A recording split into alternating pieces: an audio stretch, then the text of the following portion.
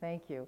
Well, first I noticed that I still put so this is an old first slide, as you can tell. I was working here for some years, and so I was a member of the University of the Basque Country. Now I'm the last couple of days at the University of Cincinnati, and I'm going to Denmark to teach in Denmark at the University of Aarhus. So forget about this. This is like ultra transit. For some reason, I had a coffee just before coming here. I had a big lunch at Elena, so I was so I'm starting sitting down. I'm hoping that in 10 minutes, the coffee will kick in and I'll be flying back and forth. All right. So this is essentially a new suggestion about how to think about empathic emotions. So the classical way, so people like to make a distinction between what is empathy, what is sympathy. There's emotional contagion. Sometimes people talk of compassion and so forth and so on. What I mean when I say empathy, I mean an emotion that you often feel for yourself, but you're feeling it for someone else, or so it seems, right? So you can feel empathic anger, that is anger on behalf of someone else, just as you can feel it for yourself. That's one version of empathy that is generally accepted, right? So you see that on the second line. Empathy is an emotion just like any other emotion, but it's experienced for another. But there's this interesting question: what makes an emotion empathic, right? As opposed to direct. Often psychologists will make a distinction between directly experienced emotions and empathic emotions, right? So, suppose Bob got fired from his job. I can just be angry directly in some sort of way. Perhaps I'm his colleague, and I'm like, oh, I really liked hanging out with Bob, and maybe I'm going to be next, and so I'm directly angry. Or I can be angry on behalf of Bob, right? So now the interesting question is, well, what makes an emotion on behalf of someone else as opposed to you, right? That would be what makes an emotion empathic. The typical answer is it's about the other person and their situation instead of the self and your situation, right? So a very classical way of thinking about an emotion is a way of representing the significance of your environment to you. Yeah, so fear shows significance. There's danger in the environment and so forth and so on, right? So emotions are typically about how whatever's going on affects you, right? So there's this interesting question: how does it become about how it affects somebody else? Yeah. So one obvious answer is, well, it's just the content of the emotion that's different, right? So I'm angry. Instead of being angry on behalf of myself, there's a cognitive element to the emotion that is now just directed at the other person. So it could be, for instance, that you're thinking, okay, I'm feeling anger, but then you think, oh, well, maybe it's not about me, it's really about Bob, and so forth and so on. So there could be a bunch of ways of fleshing this phenomenon out. I'm going to make a different suggestion. So that the one that I just gave you is a version of what you usually find in the literature, right? So most people assume that it's somewhat unproblematic. You can experience emotions in two ways, either for yourself or for someone else. Empathy is just a way of experiencing emotions for someone else. And I'm like, well, I'm going to suggest that that is false. I think most emotions are always experienced as self-relevant, always experienced for you, but when they co-occur with what I call care, the emotion care, the emotion becomes empathic. So instead of thinking of empathic emotions as being any emotion that just has a content that's about the other person and their situation versus you and your situation, it's a combination of two different affective states that, when they are experienced at the same time, makes the experience empathic. Does that make sense? Just feel free to interrupt me at any time with relevant questions, obviously. you know who I'm talking to. Right, so for instance, anger and care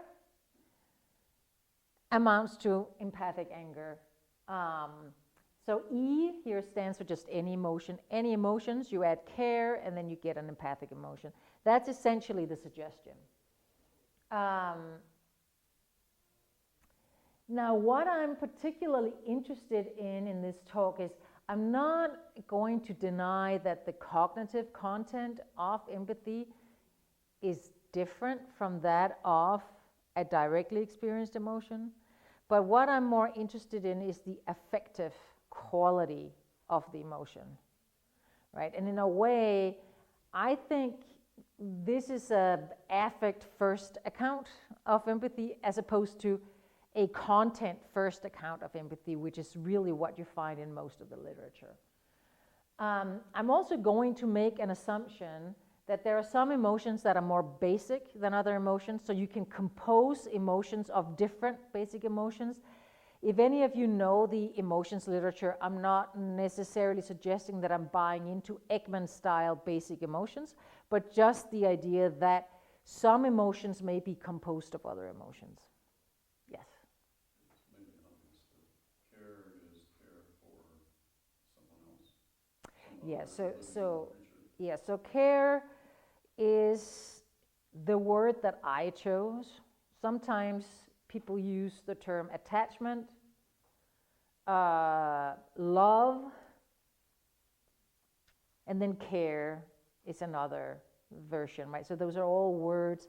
What it essentially is meant to capture is the emotion that evolved in us for taking care of offspring.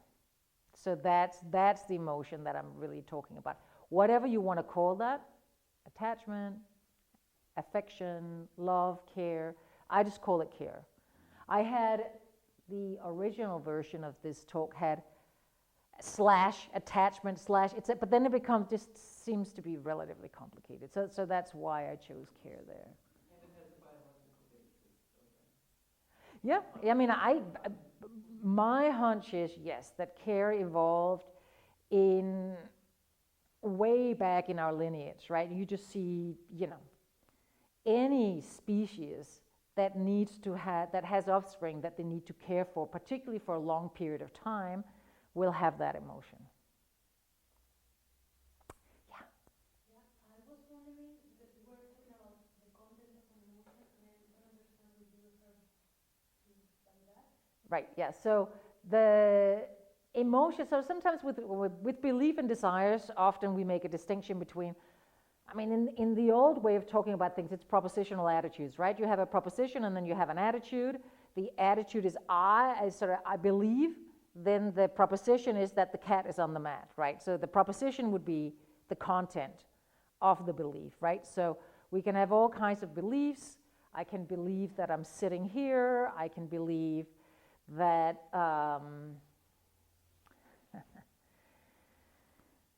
that we're all going to be replaced by artificial intelligence in next week, and so forth and so on. But they're different beliefs, right? What makes them different beliefs is the content. So in this particular instance, the content of an emotion would be, I can be angry about all kinds of things. I can be angry, obvious example with Donald Trump or Pete Hegseth or something like that, or I can just be angry that I can't find the shopping that I did yesterday. It somewhat disappeared in the apartment. But those are different forms of anger. What makes them different is what they're about, their aboutness. Does that? Oh, okay, cool.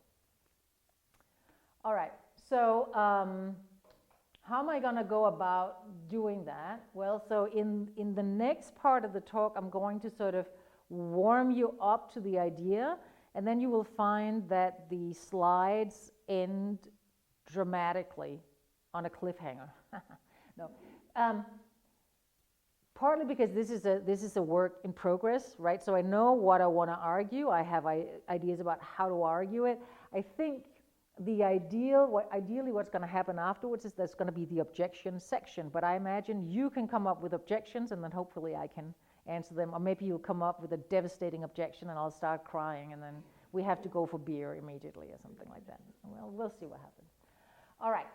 So, yeah. You said that when you consider care, Yeah. you relate it to the affection or whatever relation, which is let's say evolutionary organisms to be selected from offspring caring. What about social caring that might also, I think, have been also selected linguistically to have a social care for people, which makes the human species a social species.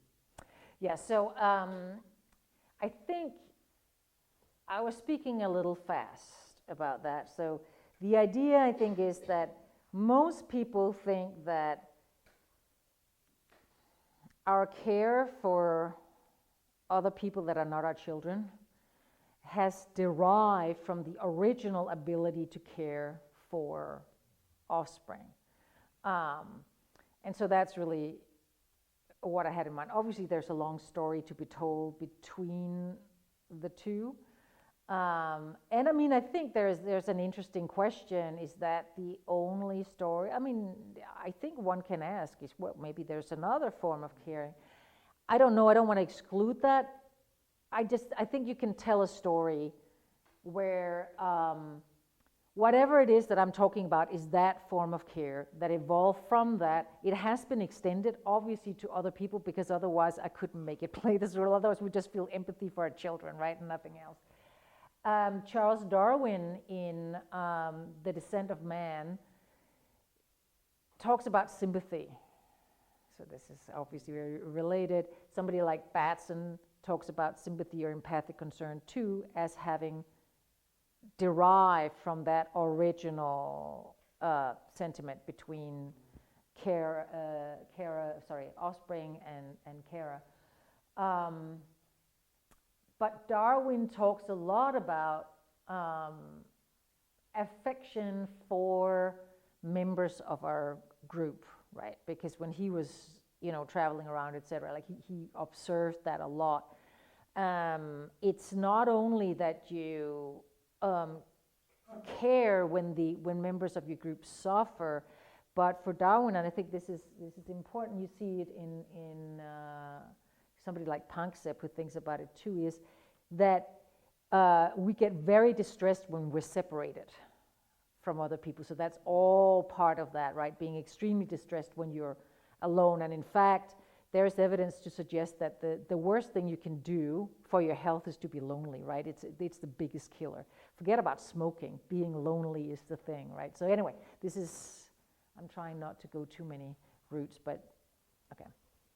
All right, so let's look at some examples of empathic affect, right? So you say, well, I can be angry that I was laid off versus I'm empathically angry that Bob was laid off, right? So that's a difference between a directly experienced an emotion and an empathically experienced emotion. I'm upset at my own suffering, I'm empathically upset about another suffering, or I'm happy that I got a better job, or I'm empathically happy that Anna got a better job, right? So these are just supposed to be in this literature. The idea is that you can experience any emotion also for another person, right? So just to give you some examples. And then a question that we might ask ourselves is it just the content that differs in these cases, right? So how do we know that what we're experiencing is an empathic emotion and not just a directly experienced emotion? And I think sometimes we can be confused about it. So I'm going to jump to the bottom here, borderline cases, contagion-led empathy, right? So suppose you're sitting talking to a friend who's very, very negative about everything, right? And then you end up feeling bummed out, and then you might be thinking, why am I feeling bummed out? Well, I was catching their feeling of sadness or depression or whatever, and then you might think, oh, I'm really empathically sad for them.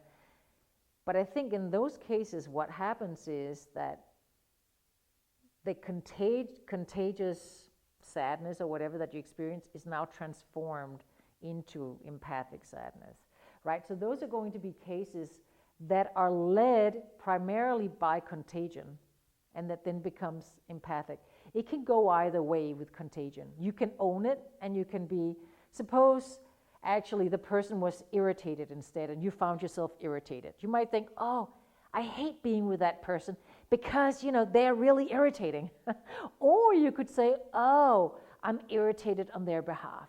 You see, and I think that has quite a lot of different consequences for how things continue.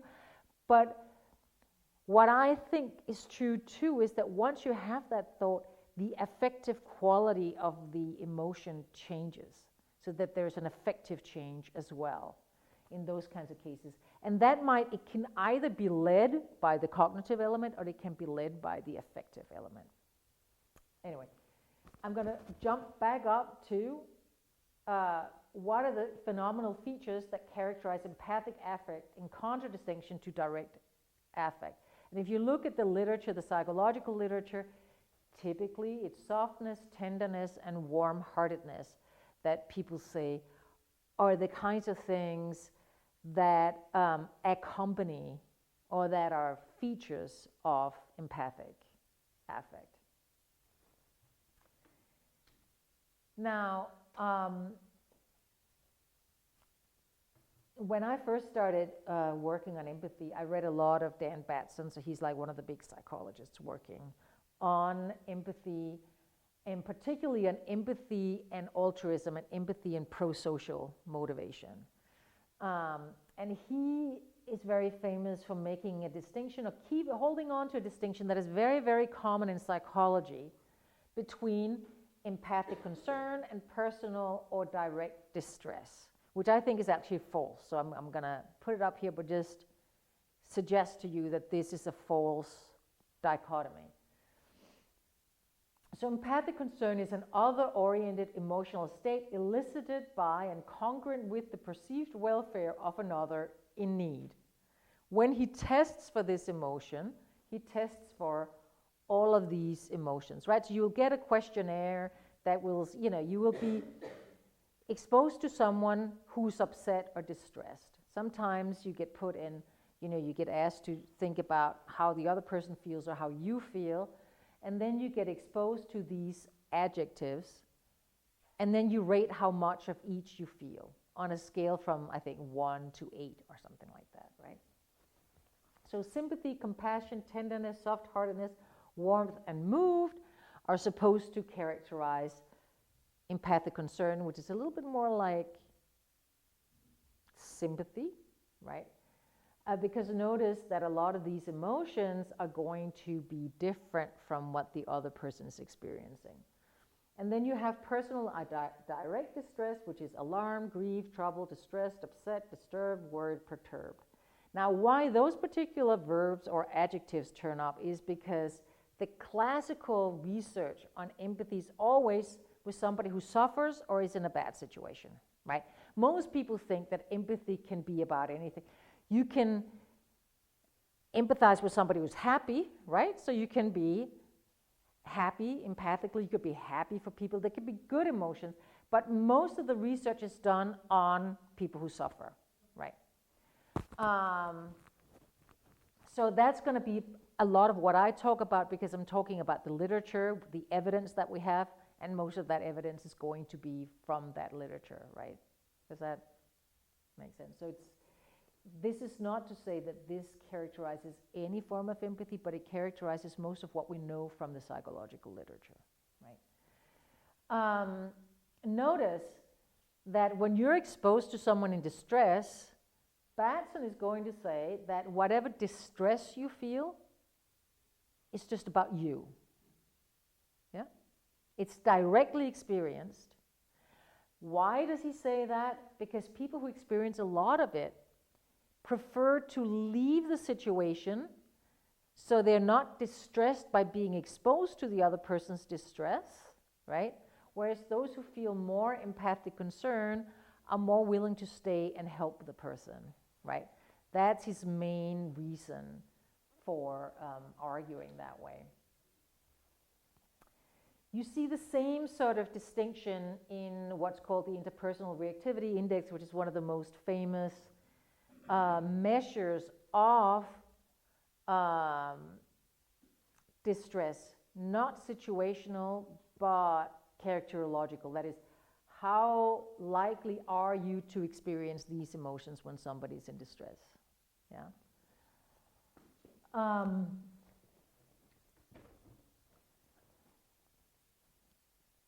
The problem with this type of literature is that people, when they're exposed to someone in distress, report experiencing both distress and warmer sympathetic feelings. Even if they leave the situation, right, they will say, oh, they still feel some of those sympathetic emotions. Or if they stay and help the other person, they will say, oh, I'm also distressed, right?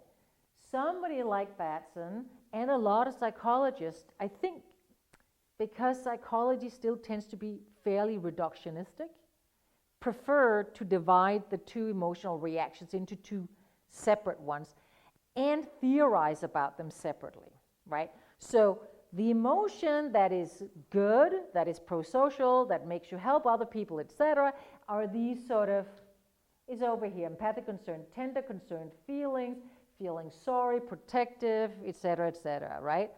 And then there are the bad ones, which are, alarmed, grieved, troubled, etc. Why are they bad? Because they make you escape the situation where you're exposed to the other's distress, right?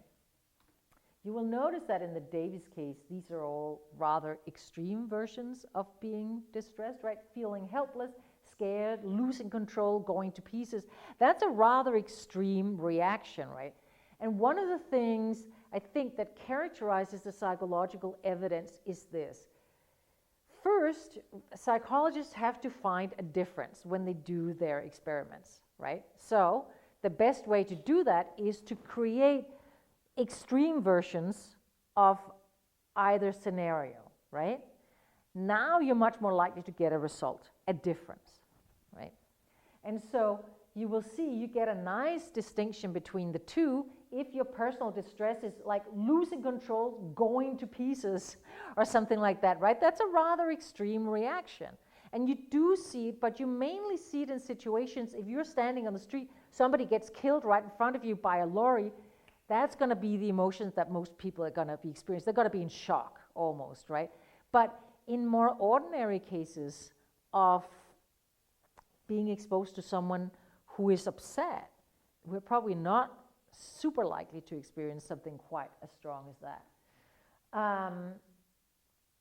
Now,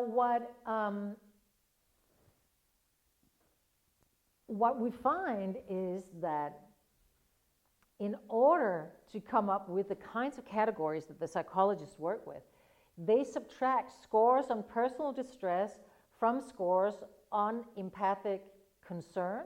And if the sum is still positive, it is assumed that only empathic concern will be causally active.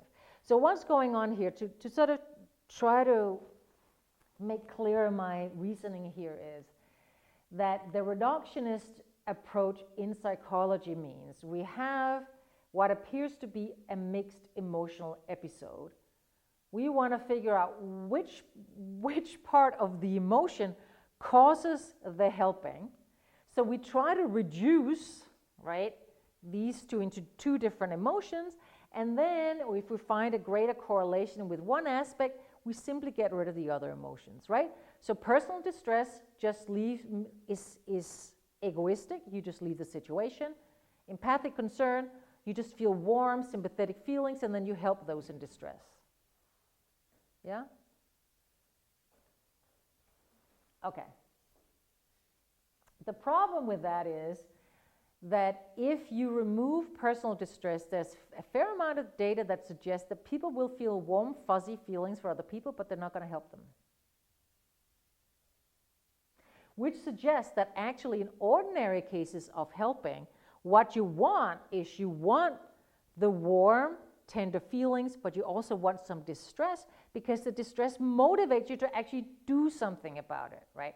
So that's why I'm sort of against the kind of reductionistic approach. I think the reductionistic approach is a mistake, because it doesn't explain what actually goes on in these types of situations.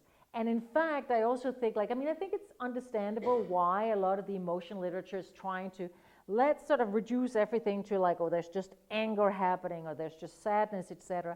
But most of the evidence that we have are actually of mixed episodes, right? So the literature here is on mixed episodes of what seems to be warm, soft feelings and acute distress, right? If you do experiments on guilt and shame, people often report feeling both guilt and shame and so forth and so on, right? And then people try to kind of separate them out and come up with an explanation of why really it's only shame or it's only guilt. But I think what it's time to do is to take more seriously the fact that emotions co-occur, and it is that co-occurrence that creates the behavior that we're interested in explaining. All right. So I know, and this one is going off the. This is actually pretty much just what I said, right? But is any of you familiar with the Batson literature on empathy? Because I'm kind of wondering how much I want to go into it. But I mean, Batson initially just wanted to say, okay, there is sympathy, compassion, and then there's distress, and that's bad.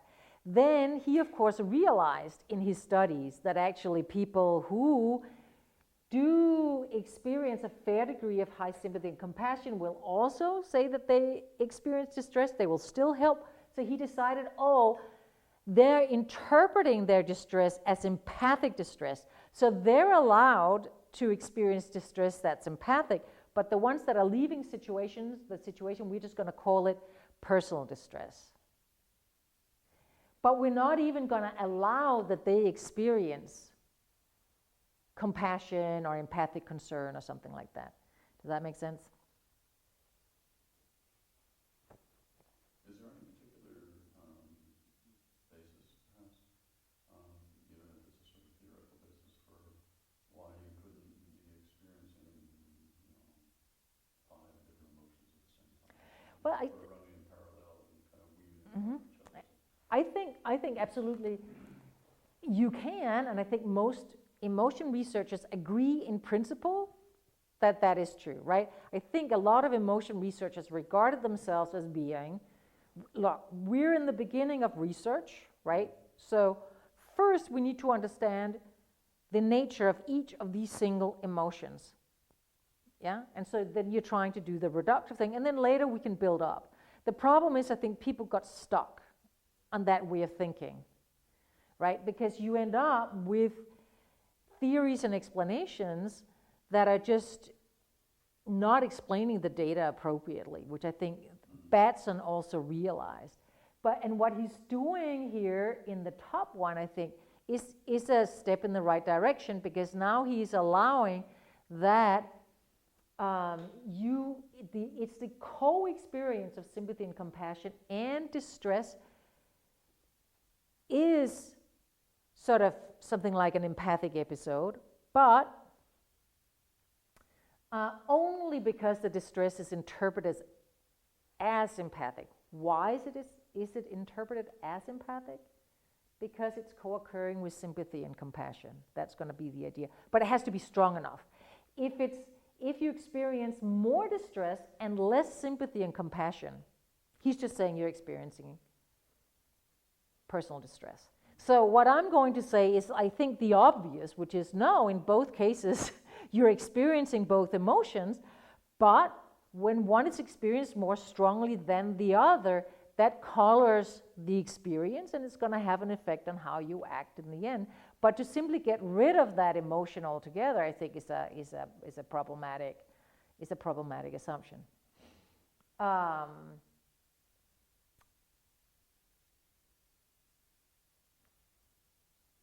Okay, I think that's pretty much that slide. So where are we? And I kind of apologize. I've gone a little bit into the weeds with the research, but I think the research is really interesting, but I think it's fundamentally flawed, because anytime somebody is upset or distressed, it is almost always called personal distress. I always thought it was empathic distress, and it's just the fact that distress is a very interesting emotion. It's very powerful, and it's very likely to become more powerful than soft, caring emotions for somebody else. And when it does become more powerful, because it is a self-relevant emotion, right, it leads to behaviors that are, save yourself type of behaviors, right? Now, the first question we might ask ourselves is, if empathic affect was entirely a matter of cognitive content, that is, it's about the other as opposed to my situation, why would the strength of co-experienced emotions matter, right? Remember in Batson, he's saying if you experience more empathic concern and less distress, right? Now you've got one type of emotion. And then in the other cases, it's all about the strength of the affect. It's not about the content at all, right? So you might say, okay, well, here are some options. Option number one, care is always other-oriented. So it's not really the fact that it's the strength, it's just the fact that you've got a content, it's other-directed, that's the reason. That's not a great option, right? Because again, we're talking about more or less. Both of them are experiencing, both groups, those who experience more distress and who leave, who escape a situation where they're exposed to others' distress, experience care, just as those who remain and help the people in need. Yeah? So option one, I don't think is a great option. Option two is that, sorry? What do you mean as self as other? What, sorry? What do you mean by sometimes self as other? What I meant is that if you say care is always other-directed, then you're saying I can never care about myself. And I think you can, but I think when you experience the emotion of care for yourself, you're sort of almost, there's a perspective taking involved, right? It's as where you're standing outside of yourself and caring for yourself as if you were something separate from yourself. Does that make sense? Yeah, that's the idea anyway. Because I don't think it's right that we can't care for ourselves, but I think care is an essentially other-directed emotion, and so when we do it, it's almost like we're taking the perspective of ourselves, so we're taking a perspective outside ourselves and then feeling those more caring emotions. I certainly, for me, that rings true with my introspection. I don't know about you. Right, where there's sometimes, like, for instance, if you're being mean to yourself, castigating yourself, right, you can almost feel sorry for yourself, right? Oh, you know what I mean? Oh, let's not go into personal details. So option two is that care has an effective quality of tenderness, warmth, soft-heartedness, and being moved. And that activates the parasympathetic nervous system, which is, the parasympathetic nervous system is when you feel calm, usually, yeah? So deep, when you breathe out longer, for instance, you calm the nervous system, right? You have warm, caring, soft feelings, etc. The sympathetic nervous system makes you act, right? It's activating. Distress is obviously one of the sympathetic nervous system activators, right? So,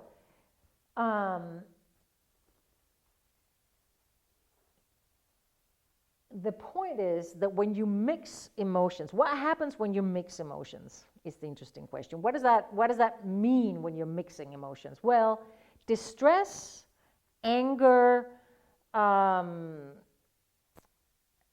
fear, etc., all of those emotions are emotions that heavily activate the sympathetic nervous system, right? So it sends your stress levels going, it activates, it makes you very motivated to act and so forth and so on, right?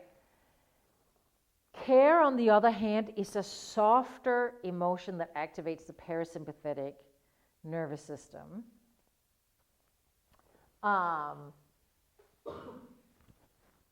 And interestingly, when you look at other types of scenarios where there's co-activation of the parasympathetic and the sympathetic nervous system, what you find is you find less extreme activation of the kinds of emotions that are connected with the sympathetic nervous system, right? So somebody who is very stressed, but that can activate the parasympathetic nervous system, the stress level goes down, yeah?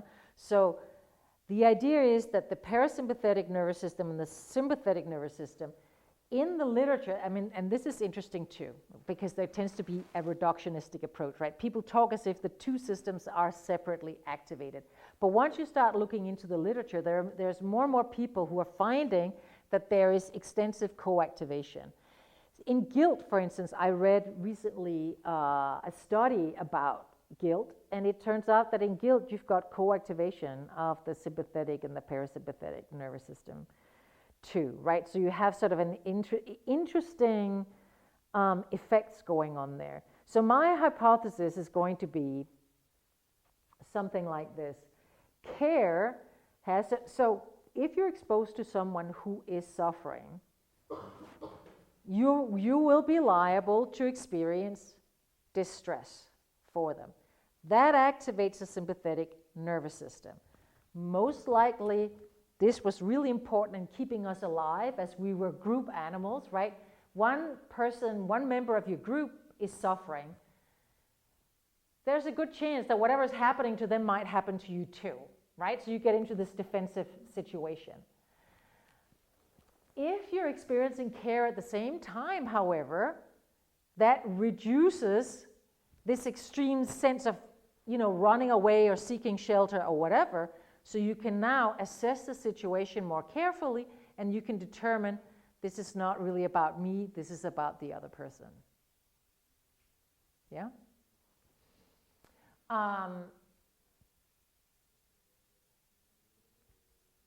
And that, yeah, you see, I told you I was ending in a slide right there. It even ends in a sentence, right? I think, yeah, no, okay.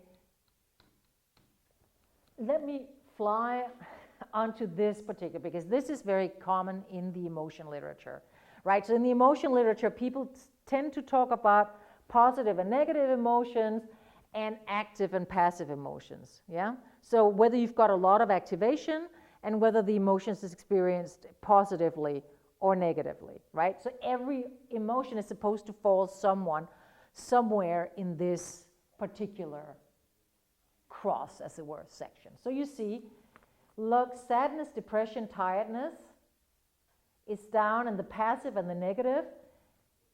You move to the upper part of the schema, you've got frustration, annoyance, fear, astonishment, delight, etc.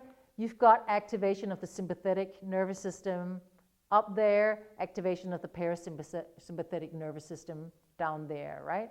So that's sort of a standard way of thinking of emotion. I'm not saying that that's correct. It's, again, reductionistic, but it gives you some sort of idea about how emotion researchers think about this thing. So the interesting question is, suppose you were to design empathic affect. How would you do it? This is one way of proceeding, right? Let's make it simple. Suppose I am a person, I'm sitting thinking, wouldn't it be better, right, if people experience empathic affect for one another, etc. How do I do it? And what I have care, yeah? I have all the other self-directed emotions. What do I do? Well, I can try and design a whole new emotion, or I can say, oh, you know what we're going to do? We're going to mix them. We're going to have co-activation. Yeah? So you choose care. Care is other-directed. Care is warm. Care is already motivates you to do something for what you care for. Yeah? And then you add whatever emotion is relevant in the situation. And now you've got an empathic affect. That's essentially what I'm suggesting. Now, there is, the literature on the sympathetic and parasympathetic nervous system activation is actually quite interesting. And I think a lot of people are beginning to worry about a number of things. First of all, the fact that emotions are often conceived as if they were momentarily occurring, not occurring over time, and as if they were occurring one at a time, right? So what I'm suggesting in this way where I'm like flying between the fine details and the overall view, I'm hoping that you followed me, but let's have a conversation about it afterwards, right? Is that when we're experiencing empathic affect, we're experiencing two emotions that are running alongside one another. They don't have to be experienced to the same degree all the time. There's actually evidence to suggest that the thing that is most important when you're exposed to someone in distress is how much care you experience towards the end of the episode. You can be crazy distressed in the beginning, and even if you add them up to say, I experienced most distress throughout the whole episode, if you end up with experiencing more care, you're actually more likely to help the person in need, which suggests that it's a complicated interaction between care and the particular emotion that you're experiencing. Is it empathic anger? Is it empathic happiness? Is it empathic this, that, and the other? There's a complicated relationship between the two, which of course is also going to depend on the particular situation which you're in. Can you interact with the other person? What else is going on? Do you have further information? And so forth and so on, right? But the essential idea is simply, I think we have good evidence to suggest that there are two different affective reactions going on, namely one that is warm, soft, other-oriented, and others which can be lots of different kinds of emotions. But instead of supposing any of those emotions can be experienced in two ways, either for yourself or for another, without the addition of another emotion, what I'm saying is we know that these emotions are co-occurring, so why not assume the natural evolutionary approach, which is all of these emotions are self-directed, you add care, now you've got the other directedness.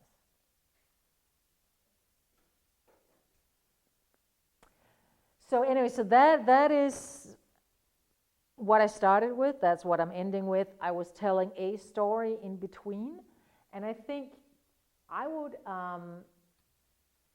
I've got some other slides, but I don't really want to go there. I'd rather, we have a conversation about it. You ask questions, and I answer those questions. I can't help wondering if you could use identity to deal with the self-other, sort of an extension or a retraction of identity.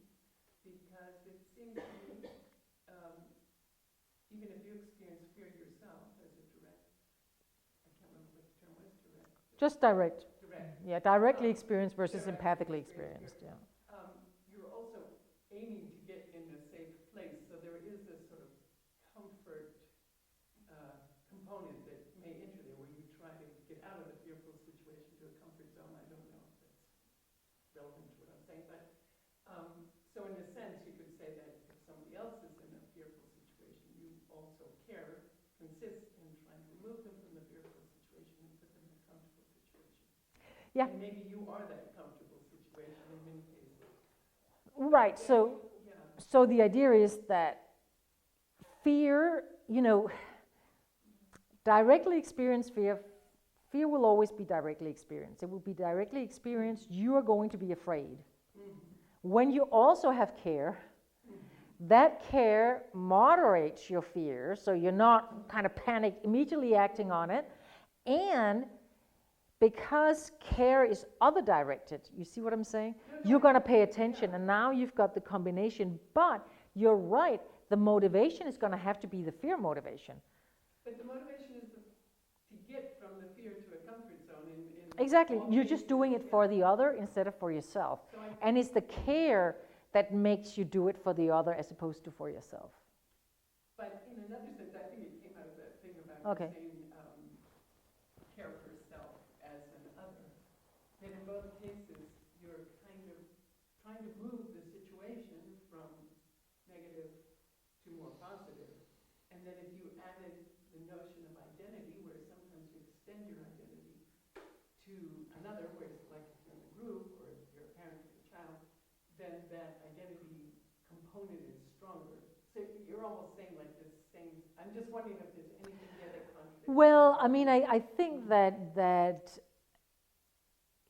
there's this interesting question of, is the identity something distinct from the caring element, or is the caring element and the identity, identifying with somebody else, is that part of the caring as well?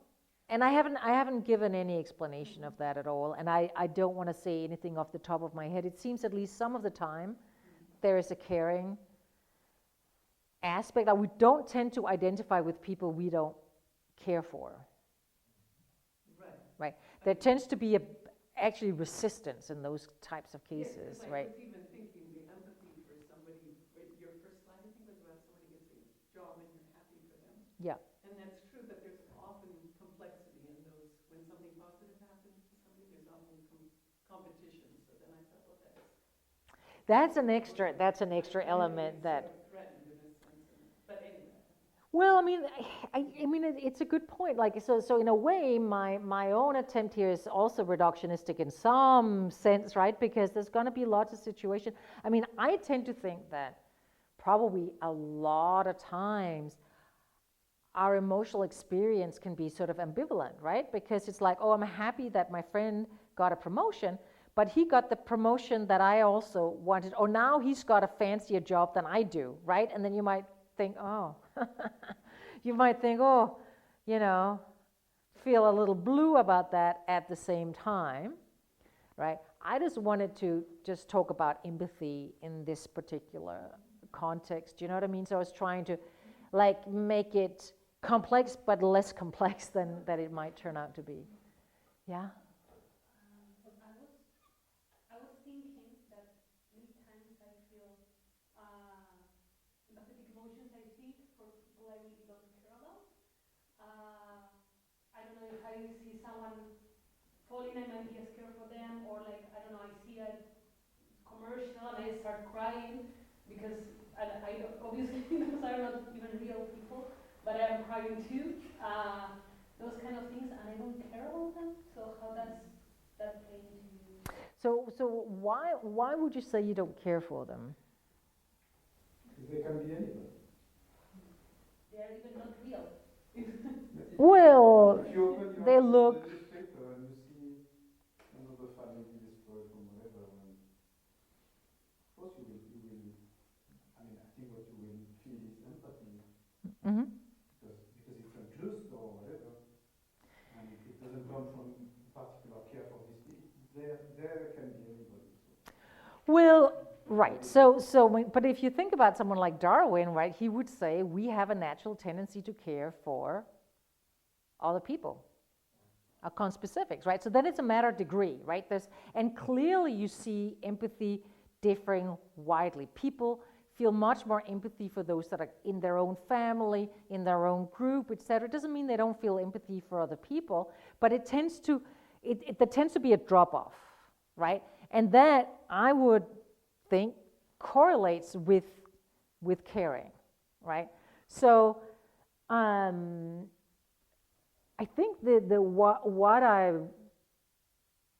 what I will have to say, and I think it is right, that there is sort of a minimal amount of caring, right? Or sort of just basic amount of caring. Particularly, I mean, we might think that life sucks, but we're very, very privileged, right? I mean, we live, all things considered, we're in a time of peace, even though, you know, there's lots of crap going on around us. We are well fed, we're this, that, and the other. And you see, like, if you operate under those circumstances, you have much more energy to empathize with others. If you go to war-torn countries, et cetera, where people have really hard lives, you see, they're not going to open newspapers and feel the same degree of empathy as us, right?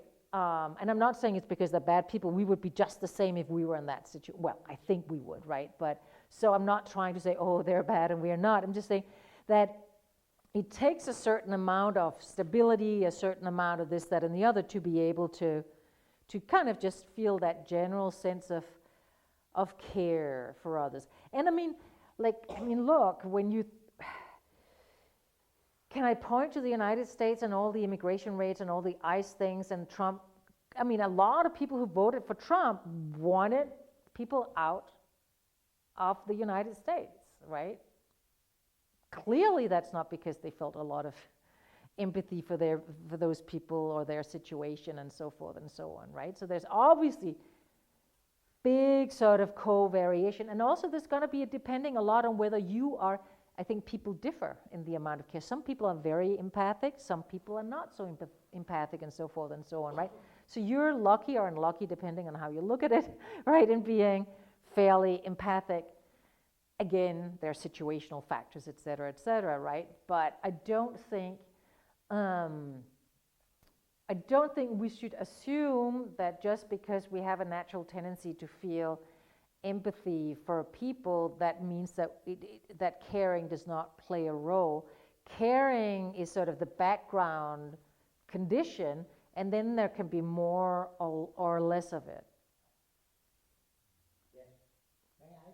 Yeah. Because I soon have to go because I have a dentist appointment. We So I feel- hope we you feel all for you. have empathy with me. I have just a very general question. Because Yeah. at some point you say you care for your kid or your offspring, etc. So do we have some gender differences? Studies on gender differences? Because we have some culture, the companion, etc. He doesn't know whether the kid is home because they are, etc. And the people caring for the offspring, like the brother of the mother, etc., etc.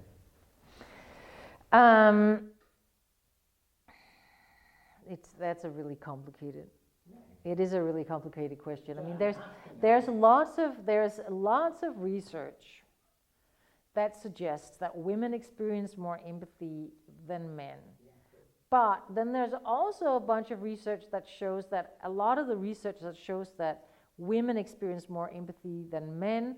They're prototypical situations where, you know, it's like part of a woman's concept that they have these emotions under these circumstances and that men don't, right? So there's certainly in the West, there's some evidence, I think, to suggest that women over-report empathy and men under-report it. So when you actually present scenarios in a way that aren't coded so much according to people's conception of themselves, people come out similar. It also depends a lot on the situation, right? So sometimes people will ask questions like, you know, you see another person being attacked, would you help them or not? Women are less likely to help, men are more likely to help. But that's all obviously because men are, you know, usually stronger and so forth and so on than women are. Women are more afraid to get hurt in those situations, etc. So it's very complicated. I mean, I think it's fairly clear that that culture massively, when it comes to certainly infant care, right, has massively pushed it on women to, you know, be the main caregivers, etc. Right, and it's hard to know what would it look like if it wasn't in that way, right? And then there's another question too, right? And that is, how much does sexual selection turn out to be things that appear differentially in people, right? So, I mean, a bunch of the research that I read about sexual selection suggests that it's very much to do with the act of sex and sexual preference, etc., and not so many other abilities, right? Because there was, I think, maybe 10 or 20 years ago, this whole swath of stuff about, men's intelligence and women's intelligence, right? Oh, well, men are better at, I think, throwing darts or whatever correctly. Women are good at sewing, and women suck at mathematics, and men are really good, etc., right? And a lot of that evidence was debunked eventually, right? That there's just, it turns out that a lot of the stuff that men are good at, it's because a lot of them have played video games a lot. If you have women play video games to the same extent, all of a sudden their ability in some of those tasks go up too, right? So my understanding about sexual selection is that most of human traits are the same across men and women, and there are very specific things to do with reproduction that are not, and there may be things about women lactating, etc., that I don't know, but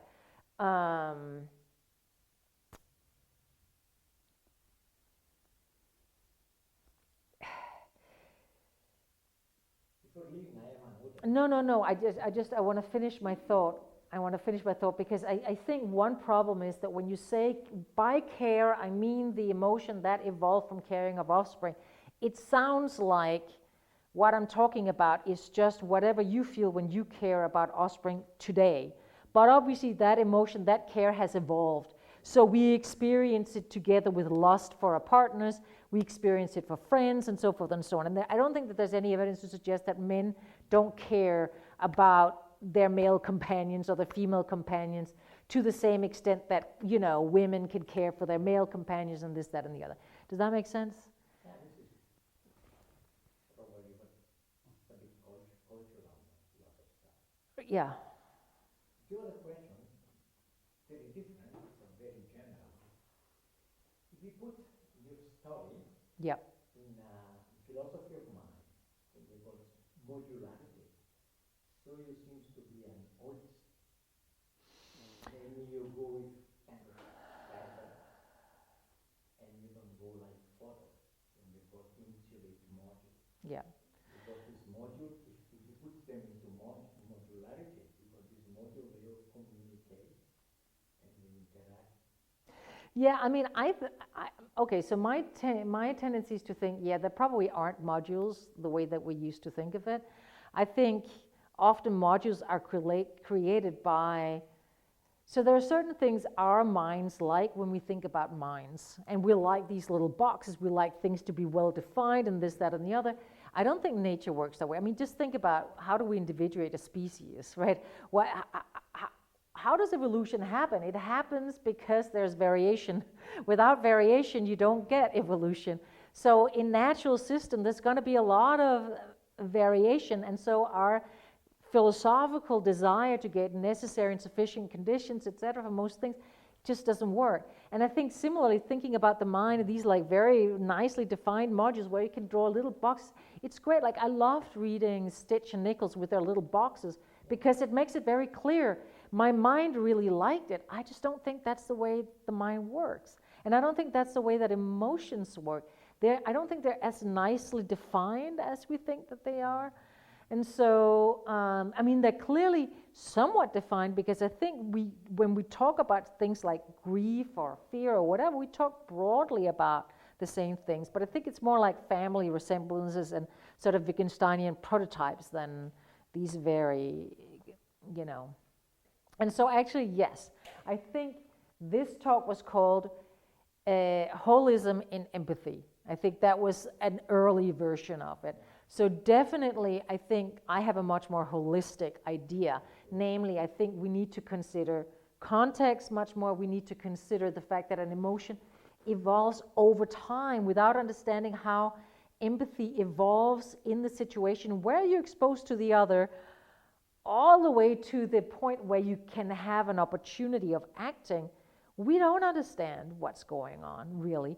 And we also need to understand, when I say contextual, it's not just, you know, the situation, outward situation, but also the contextual situation of what emotion were you feeling just before you were exposed to the other person's distress, for instance, right?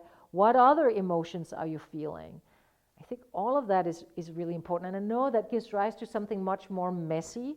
So you can't, you know, you can't say that the lovely, precise things that we like as philosophers. But I hope we can say something interesting that at the end, in the end, is going to be more reflective of how these things work on the ground in real life, as opposed to in the sort of counterfactual laboratory situation where we have sort of controlled for all kinds of things. That would be them. Seems to me what Aristotle already said something going in your direction, or at least some aspect. Namely, when you care or have sympathy, etc., more for the people who are close to you, but from the people who are, now I don't remember where, etc., but he says something. Yeah. And also another stuff, it's maybe from a pure cognitive science viewpoint, and what they call the mirror neuron maybe be affecting it. I feel pain for you because I see you in pain, and this other species experiment will differ with macaque. Yeah. Well, I mean, I think, you know,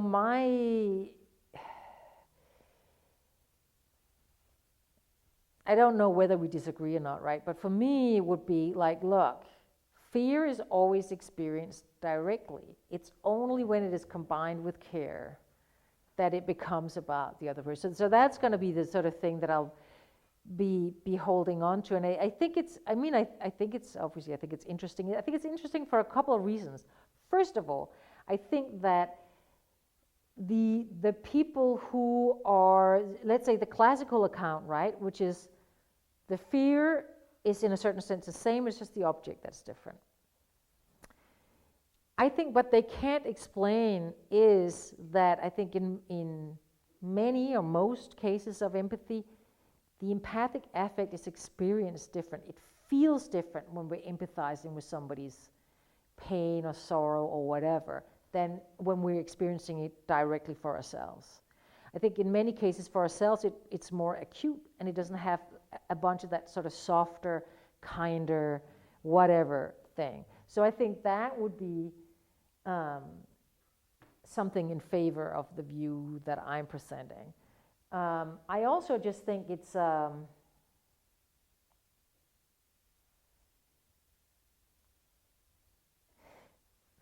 I like it also because I don't think it's as cognitively demanding, right? Because I think what you have is you have combination of different affects, and so even non-human animals that won't be sitting and thinking, oh, well, like rats that are of the same, group will try to help another rat from the same group, right? And will feel great distress if they see the other rat being shocked and so forth and so on, right? To think that they're thinking, oh, look, I'm distressed, but maybe it's really about the other, etc. I don't think it's very plausible. So given that we share a bunch of these things, obviously there are differences because we have the cognitive this, that, and the other, but I think at the base level, that level of empathy is very similar. So I think that explains that as well. My suspicion is that we are, and particularly, when I say we, I don't just mean philosophers, I mean a lot of people who speculate about human culture and the mind, etc., right? I think we are wildly exaggerating the degree of how smart we are, how much we think, this, that, and the other, etc., right? And really from an evolutionary perspective, I think affect was the prime mover, if you like, right? First, there was affective things that kept us alive, things that were always, seeing things as related to ourselves, inactive, etc., right? Secondly came the reflection on all of that stuff, right? And that's part of what is in this picture as well. Seems to me plausible, because some psychologists, they claim that one of the basic needs is the need to belong. Yep. And before, right, yeah.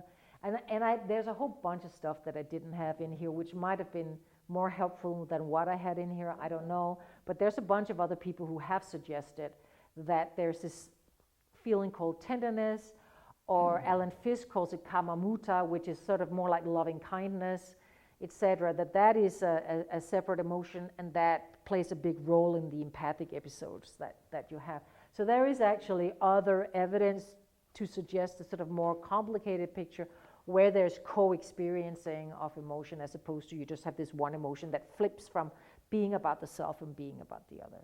That's. yeah, sorry. Thank you. Thank you, Eris. Good luck with the teeth. And a lot of empathy, huh? You see. I have a Kepa? Yeah, thank you for the talk. It was very nice. I have a question following up Yolanda's question Yeah. about fiction. I would ask you, what do you think about emotions in fiction? And empathetic ones or direct ones? I mean, how are they real emotions or are they quasi emotions?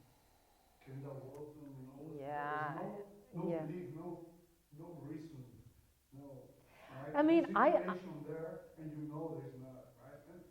And with that, I have another even more difficult question. I think. Can I ask the first one first? Answer the first one first before you get to the more difficult one? Well, one is easier for you. Music. The other case was music. Emotions in music. Yeah. With no content at all, and no care for anybody, right? Not even for yourself. And it's just pure pleasure or happiness or sadness.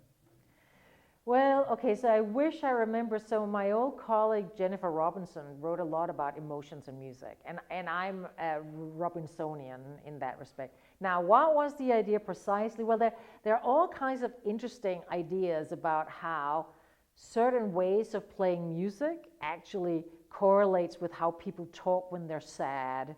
They talk slower, in a more sort of languid way, et cetera, and then, when people are arguing or something like that, things go very fast. So there seems to be, at least there's potential, I think, for interesting explanations that simply have to do with the rhythm of things in the world, that when it is expressed in music, it creates certain emotions. So that's just, I think, emotions and music, not necessarily empathic emotions in music.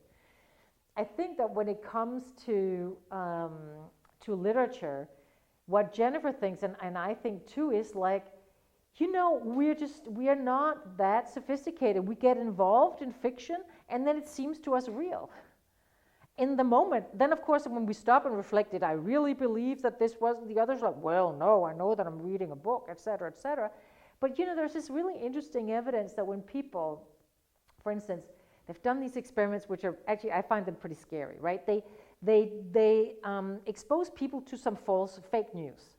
Before they read the fake news, they say, we are now going to give you fake news. This is not true. They read the whole thing, and then 10 minutes later, they're asked about that scenario, and they totally believe what they had read first was false.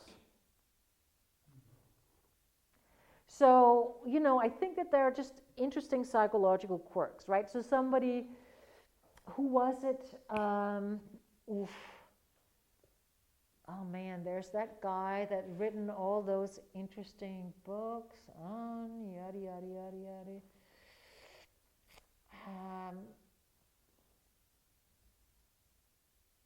I forget what is the, it has a particular name, I forget the particular name, but the idea is that our natural tendency is to think that something is true. right? So if we're being told something, our natural tendency to think, oh yeah, that's right, right? So we're naturally gullible or something like that, right? And then there has to be some blinking light somewhere, right, that makes us step back. Because there's all these evidence, right, to suggest that people very quickly will believe, scammers and this, that, and the other, and so on, right? So I think that there's a bunch of psychological phenomena that will very simply explain why, when we're exposed to these things, it seems to us real. Then, of course, when we reanalyze the situation, like, did I really believe? No, I couldn't have believed, because there I was sitting with a book, etc., etc. But you're in the situation. When you're in the situation, when you're engaged, involved in the book, right? It's as if it's real. And so the quasi-affect, etc., I just think it's an over-intellectualization of what's going on. I mean, in general, I guess it's part of my whole picture of humans. It's like we're much less sophisticated than we think we are, and that's not necessarily a bad thing, right? I mean, there does tend to be this, when we think about it, we can tell all these sophisticated stories, and but I think, does that actually describe what's going on? And no, I don't think so. And I know that's not going to be popular. Like most philosophers, I think when I read Jennifer, I always had the intuition that Jennifer, and she has an article out about it, and people are like, not sophisticated enough, right? We have all these, and I'm just like, yeah, what? I don't know what else to say. I 100% believe that is true. I think that all of that, emotion of fiction, it's a whole false path to go down. It's sort of, I just don't think it's the problem that people make it out to be, because it supposes that we can't, as it were, that we aren't fooled in the situation where we are engaged in the book or in the movie or something like that. Don't you think that intuitively or even phenomenologically, Randa and I cry because of commercial, we start crying, but we're not, that's not sadness. We don't quit the room and go somewhere else, because our tendency is not to be sad. While in a real situation where we are really sad, well, look. Consolation or something. Well. You don't need that for the commercial. What commercial are we talking No. about? The quasi-emotional thing is not so much about intellectualizing the account, I think, but about distinguishing between, real sadness and the sadness you enjoy listening to the Requiem or whatever, right? It has a lot in common with sadness. You may cry, you may feel some, but you go on listening, while in a real carbon path emotion like that, you would quit, or you would go somewhere else. You would avoid a sad situation, right? No? I think it's an interesting question. I would like to. I think it's an interesting thing to think about. I wouldn't necessarily buy that. I think a lot of times, why do we listen to sad music? Maybe because we enjoy the melancholy, right? Sometimes we think about melancholy things, and there's a sort of sweetness to it in a certain sense, right? Why do people a lot of people love fall, but fall is about nature dying in a certain sense before it's resurrected in spring. I don't know. Maybe you're right, but I would like to think more about it. But I think, look, if you're sitting in the cinema and you're watching something, right, there are several things going on, right? So you're saying, oh, well, somebody gets stabbed, or you see somebody running towards you with a knife or whatever.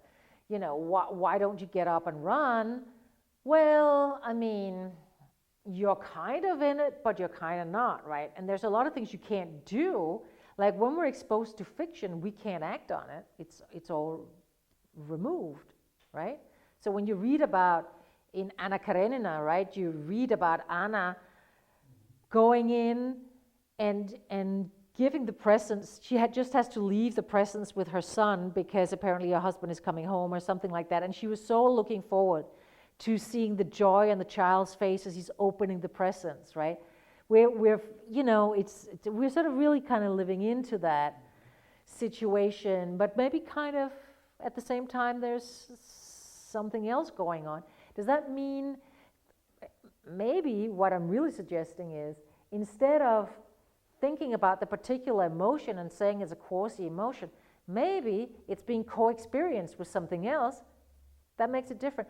It's another way of thinking about things, and I sometimes feel like some of the feeling with fiction, it assumes that it assumes that emotions are really stupid. And I think that's actually when you read a bunch of the, like, what's her name, Barrett something, what's her name, Barrett Feldman's stuff on emotions, right? She's also, there's almost this assumption, like if you're experiencing an emotion, then it has to be about this, like if it's fear, it has to be this, this, and this. Otherwise, no, right? So it's this idea of fear being like, it's sort of somehow like, whoop, the mechanism goes into action.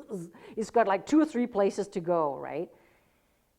But I mean, we're these very complex people, right? So of course we can be aware of all sorts of interesting facts that might make the experience different. The fact that you can't act on something, on an emotion, might also affect how the emotion is being experienced. I mean, so this is a very long-winded way of saying, like, you know,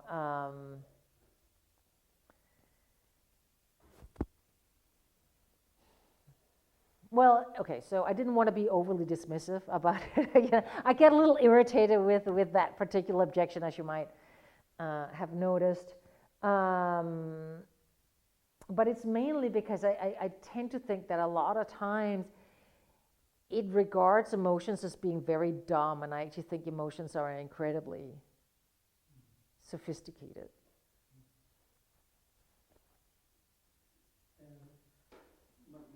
Thank you for the talk first. And I have some clarificatory questions. When you use co-occurrence and co-activation, no? And then co-experienced, yeah. And co-experience. At one point, I was thinking if you were talking that within an individual, two emotions are co-happening. Yeah. Or because at one point I was thinking that maybe you were saying that in order for me to feel empathy for another person, the other person, it is somehow required that the other person is also feeling that if I am feeling fear for another, that the other person is feeling at least fears for themselves. Is that a requirement also? Okay. No, so, you know, if we go back to the movie, right, you see, you know, there's a person, for some reason I'm very much thinking about, so Hitchcock has some really interesting ways of shooting, you know, and so I think there's in one of those movies where the woman, she's on the phone, the killer gets close to her and then he tries to strangle her from behind, and there's a way the whole thing is shot, right, which is super creepy, and you're feeling afraid for her, but she's standing talking on the phone. She doesn't know, like, he's coming towards her, right? She only knows it at the last minute, right? That would be an empathic fear in that situation, right? But she's not aware of it too. So I think you can experience empathy with someone either because they're experiencing the emotion or because they're in a situation where it would be appropriate for them to experience the emotion, right? That would be the idea, yeah. Okay.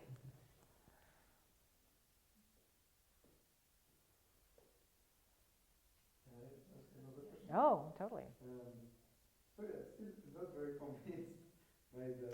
Damn it. We'll have to do better next time. I'm thinking of fairness and unfairness, right? Like injustice and the sort of thing that seems to trigger...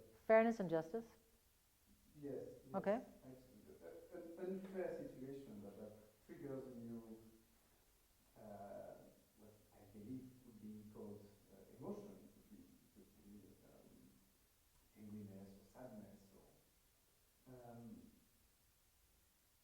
that really reduced to the fact that I care for myself, so I wouldn't want somebody else.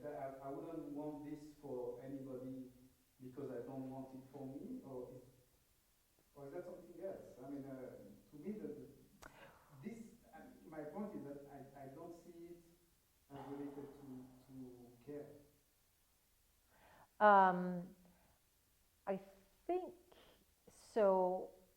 Do you think that what I'm claiming is that when I empathize with someone, so suppose I am experiencing empathic distress.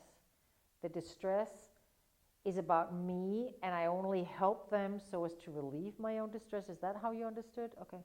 Because I mean, I take it that care and these emotions are mixed. That is, it's the empathic emotion is supposed to be, well, actually, I think a lot of people will say an empathic emotion is other-directed. I think it is other and self-directed.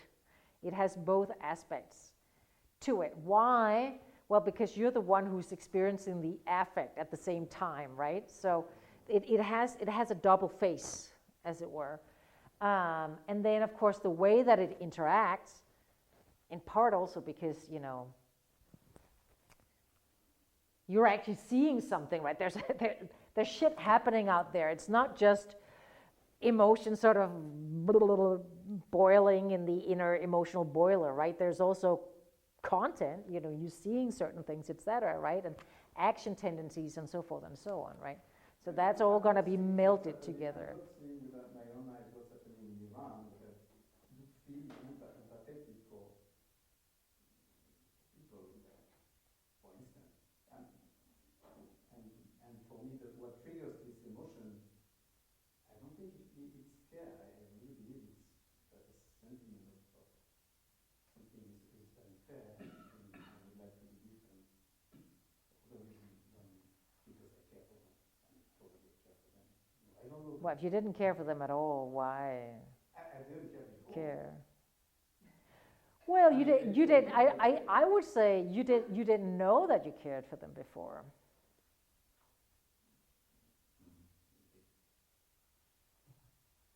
I mean, look, it's a tricky situation, right? Because, I guess what you're saying, the worry is this, right? There are clearly situations in which we care for people and we experience empathy for them. We're aware of the care, etc. And then you're going to say that whenever I empathize with someone, I'm therefore also caring for them. But I'm like, I was not aware of any pre-existing care, and I'm just going to say, oh, yeah, but it was there already, right? So you might think, well, that's not a great explanation. That is a concern we might have. But I think if you think about the degree to which we empathize much more with the ones that are closer to us, that is one data in support of my explanation, right? Because you see the increase of care correlates with the increase in what we call empathy, right? So I think the thing that's going to make my account at least plausible, I mean, I want to say better than any other account, but I'll settle for plausible, right, is going to be a combination of different factors. And there are going to be weak points, and that might be one of the spots that, it's not 100% satisfactory, but it's not clear to me that the standard account is any more satisfactory in that. Does that make sense? Yeah. But I mean, I acknowledge that is not the strongest point.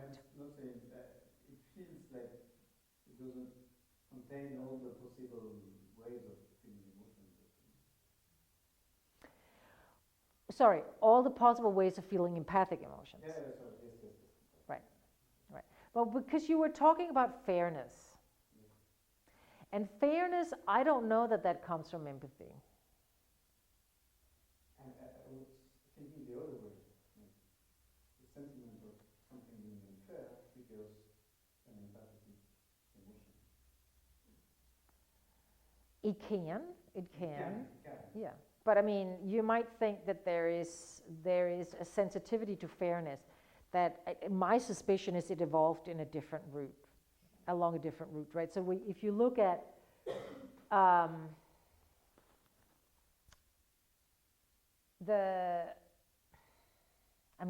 there's a lot of interesting books, of course, about the origin of morality, etc., right? But somebody like Christopher Bohm, for instance, has a very interesting book called, anyway, I forget what it's called. But it's a very interesting book. In that book, he argues that there are a number of different factors that were pressures on morality evolving. And obviously, egalitarianism was a big role, but there's also hierarchy, right?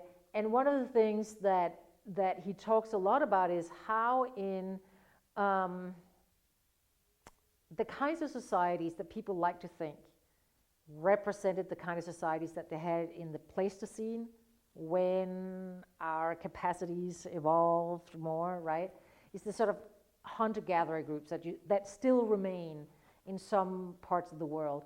And most of those are very egalitarian. Well, amongst men. Not so much amongst women, unfortunately, but mostly men. They will not tolerate anybody to become too dominant. And in fact, what he showed was that a lot of times if you get male bullies, the kind of bullies that we have in large-scale societies that are accepted and tolerated, they will often be killed. And it will often be their family members that are being told to kill them. Right? So you have very strict rules to keep egalitarian societies in these kind of small-scale societies, so nobody gets dominance. And what you see is, of course, you see the pull of both the sense of, well, wanting fairness or equality or something like that on the one hand, and then also the urge to dominate, which comes probably from our evolutionary heritage, right? So then there's an interesting question. Should we assume that whatever desire that we have for equality is very closely related to empathy? My suspicion is it's not. I think it's a separate line. I think the morality that we see today is a combination of various types of considerations. One of the considerations, which I think somebody like Nietzsche pointed out in some of his writings, was that there's also a great acceptance of this idea that some people deserve more than others. Yeah? Some people are more equal than others. Exactly. But when you see it, right, you see it in a lot of people say, well, I have to serve this money. Oh, these are the productive people. They're allowed to, I come from the United States. You see that much more so in the US, right? But you also have egalitarian ideas, right? Then you have compassion, which now, empathy apparently is toxic now in the United States. There's been several articles. A lot of the MAGA people are like, oh, it's a weak, womanly emotion. You just got to get rid of it. Because, of course, if you have, the ICE officers like dragging people out in their underwear in the middle of the night in frozen streets, etc., you don't want your supporters to be this, that, and the other, right? But anyway, the point is just that I think there's a lot of different emotions playing a role in morality. And morality is really all about how we live with other people, right? It's about our reactions to other people, what kind of behaviors we find acceptable in others, and that we impose on ourselves too. So that's a long song and dance just to say that I think that there are other things going on. I'm not suggesting that this sort of account that I have of empathy care is going to be playing the main role.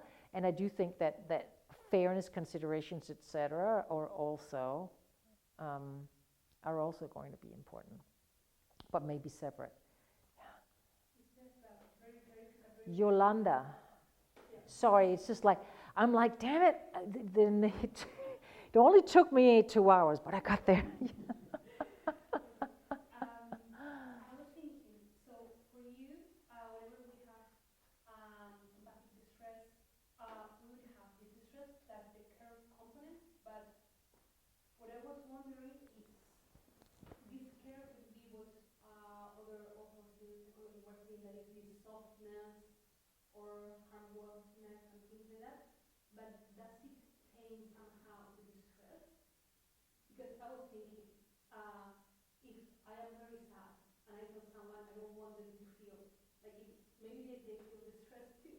but I don't want them to equal mine, you know, like they can Yeah. be completely,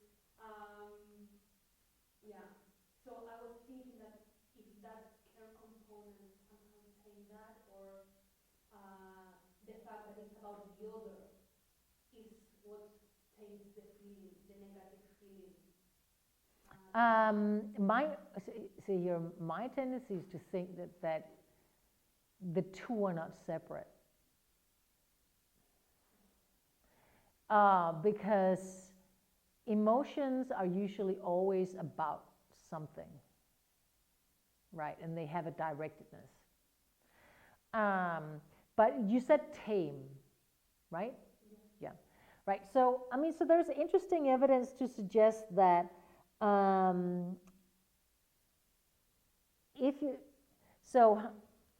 when the sympathetic nervous system is activated, right, what you have is your heart rate goes up, right? Your pulse goes up. You start there's palmar sweating, et cetera, et cetera. If you've got co-activation of the parasympathetic and the sympathetic nervous system, the heart rate goes up, but not as much as if there isn't co-activation, and so on, right? So the little evidence that we have, because people haven't explored this very much, or at least they hadn't about a year ago when I looked into it, you have less of a strong activation of the stress response that is quite typical of the activation that comes in sympathetic nervous system activation. And so, in principle, your empathic response will be a softer version, right, than the other. That's also why I said that I was interested in the phenomenological quality, because it's not obvious to me that when I empathize with a particular emotion, that feels indistinguishable to me, that the feeling is indistinguishable from when I'm experiencing that emotion for myself. Because I think that there tends to be a softer and more caring, something different there. And I think that comes with the other directedness. Does that make sense? I think that there's probably ways of entering from either direction, right? Because sometimes we just catch other people's emotions, right? And so it's just, we're just experiencing that emotion, and then we're like, oh, but it's the other person. And that thought can be an entryway into activating the more caring system, right? Or it can go the other way, too. That would be the, I think.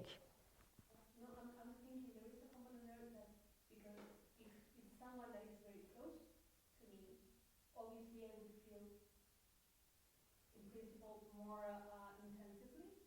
So, but my care is bigger. So in a sense, shouldn't I feel then less? You know what I mean? Like, because my parasympathetic system is more activated, because I have more care.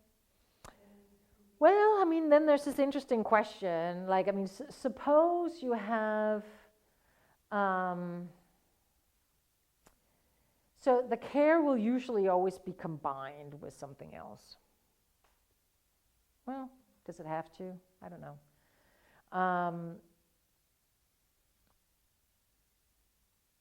But in an empathic situation will be combined with another emotion, right? And then you would experience that emotion more strongly because it's someone close to you as well, no? But in that specific case, probably I would feel more intense because I care more about them. Right. But you would also be experiencing the other emotion more intensely. I think the idea would be. But then, of course, you have to ask, well, why is that? And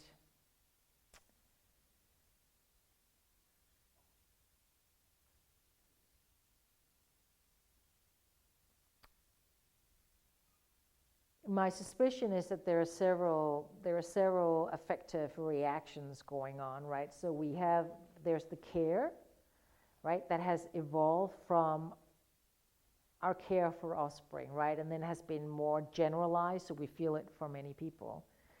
Then there is contagion, which is our tendency to catch the emotions of others. You see it in flock animals a lot, right? So Like some years ago, I went to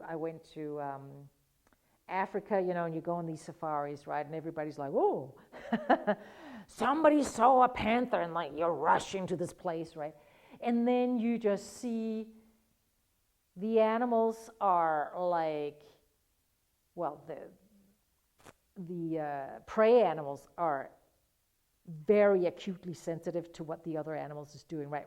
One starts escaping, they all go, right? And you can think, okay, well, that's just a motor program. My suspicion is it's fear. Their fear levels are way up, and it's really adaptive for you to be able to experience fear when other members of your group experience fear. It keeps you alive, right?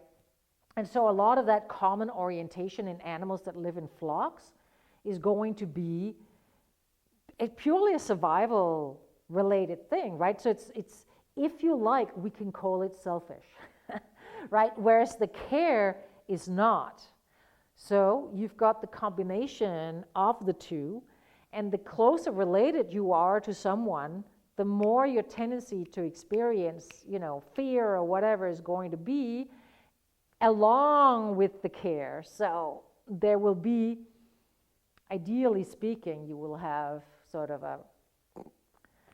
a stronger common reaction. But you're right, like I think there is a little thing there that needs to be worked out a little more, so you don't end up in the situation where you're saying, oh yeah, but you're experiencing so much care, and so you're just like sitting around, oh, I care for you so much, darling, oh, you're drowning, but hang on, I'm just going to sit here and care a little bit more while you know what I mean, right? So, right. But again, I also worry a little bit, again, when we're talking about this caring, it's a softer, kinder, whatever. Sure it is, and it takes off the edge that's going to make you run away, as it were, do something more, as it were, selfish for yourself, right? But I also don't think, I don't think of emotions quite as these inflexible mechanisms that we sometimes talk of them as. Do you know what I mean? So I talk about care having these features. Do I mean that, boom, these features are in line, and that, is in a word, in a fixed way going to just dampen down all the other emotions to such an extent that all you're experiencing are these soft, warm emotions? No, there's got to be, as it were, an interesting correlation or an interesting balance there. But you're right, it is, I do think it is a prima facie worry. But then again, as I said, I do feel, or I do think that the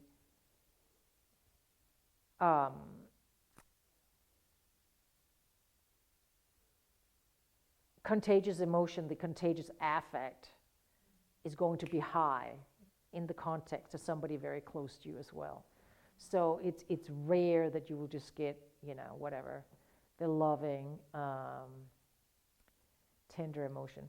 I do think, yeah. Also for the fact, like, in a very intuitive way, I feel Yeah. that despite of the intensity of the distress, like for instance, if my sister calls me and something very bad happens, I am more likely to go through those things with her.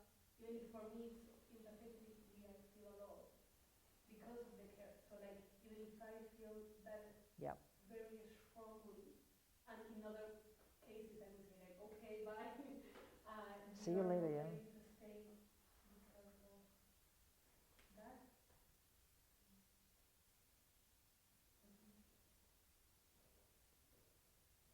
Yeah, no, I think that, so one of the things that I've done in this talk that you might have noticed is I very much focused on the affective quality, right?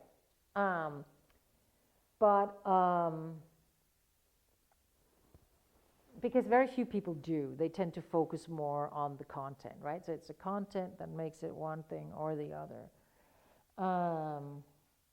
But I also think probably, reducing, so I talked about, so when I say, warmer, kinder, etc. emotion, I'm talking about the phenomenological qualities of the affect. But let's not forget that care correlates with motivation to help, right? So I think that's a very strong aspect of care, because otherwise, who cares? Like, you can just sit and have these warm, caring feelings, but that would be a crazy explanation of what care is, right? Oh, I'm really caring for you right now. It's like, So there's that aspect too, right? So,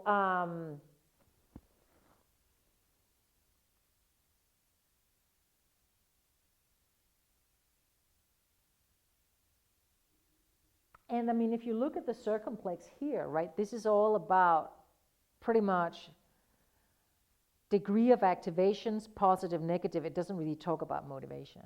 So I think to get a better, fuller account that's going to respond to your concern right there, you need to have I need to talk about the motivational aspect too, in a way that's more intimately related to the phenomenological character, right? Because you're right, when I'm talking about the parasympathetic nervous system and reducing the activation, etc., so you're not like, get me out of here kind of thing, right?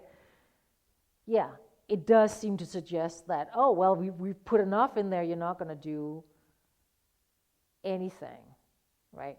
But that can't be right if you think about care as having a motivational component. So does that okay?